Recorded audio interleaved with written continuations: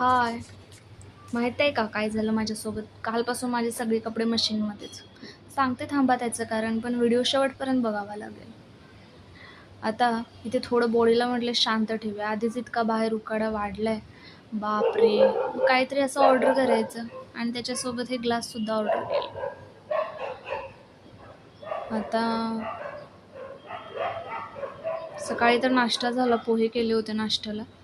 चहा आणि नाश्ता झालेला आहे. आणि काय लंचचा बेत. कुकरची जाळी शोधावी कुठे काहीच समजत नाही, सापडतच नाही. मग काय इकडे कालचेच वाटाणे लावून घेतले इकडे कुकरमध्ये. भात आमटी करणार, बाकी काही नाही. सकाळचा हा उद्योग. पोहे सगळे सांडून ठेवलेले आहेत आणि ही कोथिंबीर आमटीत घालायला घेतली, पण काय पूर्ण सुकून गेली. ही बॅग किती छान दिसते ना हो, तुम्हाला तरी आवडली काय सांगा. माझ्या नवऱ्याला अजिबात ही बॅग नाही आवडत. मी त्याला ऑफिसला टिफिनसाठी दिलेली. मग काय त्याच्यासाठी पण काहीतरी ऑर्डर केलं, ते पण मी दाखवणार आहे तुम्हाला, पण ते नेक्स्ट व्हिडिओमध्ये. व्हिडिओ माझ्या आवडत असतील तर प्लीज एक लाईक करा आणि चॅनेलला नक्की सबस्क्राईब करा. आत्ताची कुठेतरी स्टार्टिंग आहे हो. तुम्ही जेव्हा चॅनलला सबस्क्राईब करता ना, तेव्हा एक मोटिवेशन मिळून जातं आणि एक वेगळा आनंद मिळतो परत असं काम करण्याचा उत्साहाने. माहीत आहे इतकी छान क्वालिटी नसेल माझ्या व्हिडिओला, इतकं छान बोलणं नसेल माझं, पण तरी पण करते मी छोटासा प्रयत्न, प्लीज समजून घेत जा. आता इकडे काय कांदे टोमॅटो कटिंग करते आमटीसाठी स्पेशली, आणि आमटीला फोडणी द्यायची आहे. उकाडा इतका वाढला आहे की दुपारच्या वेळेला इकडे जेवण बनवते.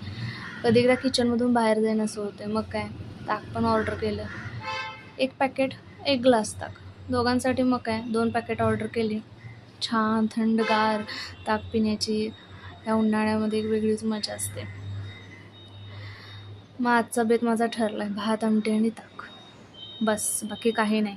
आणि त्याच्यानंतर जी एक झोप लागून जाते ना दुपारी, हीच तर खरी मजा आहे या उन्हाळ्याच्या दिवसांची. मस्त जेवू आपण दुपारी, मस्त आराम करू शकतो.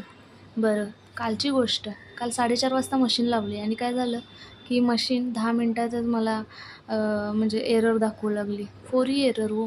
का तर पाणी अवेलेबल नाही. मला कुठं माहीत होतं हे पाणी जाणार आहे आता माझं 15 मिनटामध्ये. मग काय बंद केली. काल रात्रभर कपडे तशीच, पाणी काय आलंच नाही. मग सकाळी लावून घेतली मशीनला आणि आता इथे कपडे मी गॅलरीत का नाही टाकत. अरे बापरे, कपड्यांचा कलर पण नको जायला आणि गरमीमध्ये त्या गॅलरीमध्ये तरी कोण जाणार. मग काय कपडे आतमध्येच सुकत ठेवले.